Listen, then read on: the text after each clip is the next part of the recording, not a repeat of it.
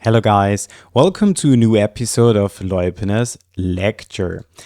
Today I want to talk about Font Awesome. Font Awesome is a library in the internet that you can use to include icons into your web page.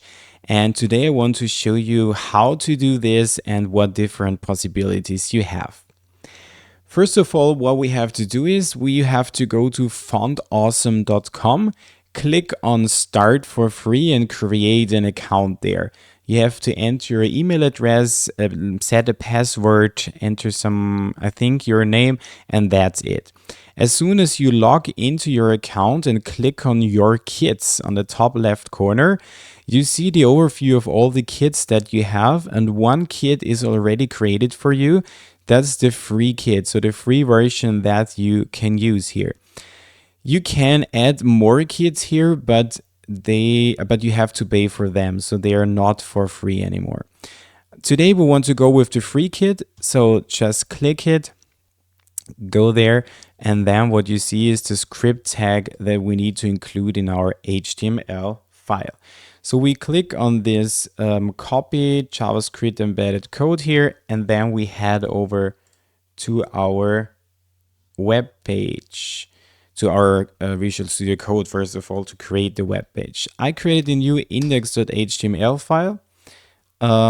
Just here before the title, we want to include the font awesome kit, and to do so we just paste what we copied before. So for the title, let's set it to font awesome demo, and so that we can see what this is doing, open it in live server. Let's maybe get this to the left side here. So that wasn't what I want to get. So that's how I wanted to get it. Okay. So sorry guys, just let me check this. Good. So now we are ready to go.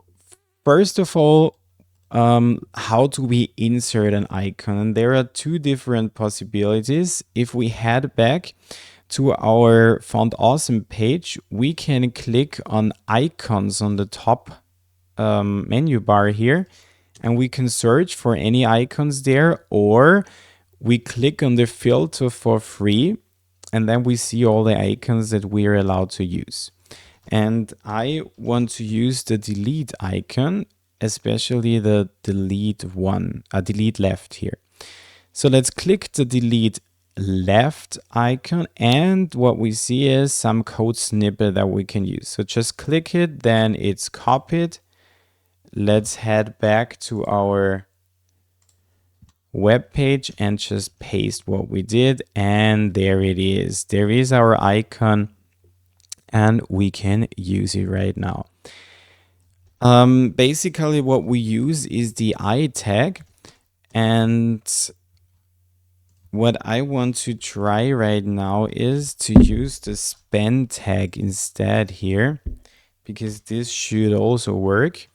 And as you see, you can also use the span tag. So whatever you like to use, the I or the span tag, both of them are working here. Good. So what can we do with these icons here? First of all, what I want to do is I want to change the size of the icon. If we head back, we have this Show Styling Tools button here. And this helps us to change, for example, the color. We can even pick a color from using the color picker here. So whatever we want to do.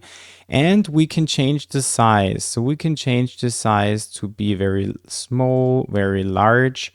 So let's choose the 2XL, maybe copy what we see there and head back here and just replace this, and what we see is exactly what we styled before. So you see, to make something, to change the size, we just use FA-2XL or XL only or whatever, and to change the color we can just simply use CSS in here. So we use just the style tag and the color. So I'm not really a friend of using this inline CSS here. So let's get rid of that stuff. I would prefer to use or to create an own class for coloring the elements here. Okay, we can not only change sizes and so on, we can also rotate, for example, our elements. So let's get rid of the FAXL there, and let's rotate that stuff by saying FA dash rotate and then enter the degrees. For example, 90 degrees, and this rotates it by 90 degrees. So this is what we can do here. And then this is a very, very cool thing.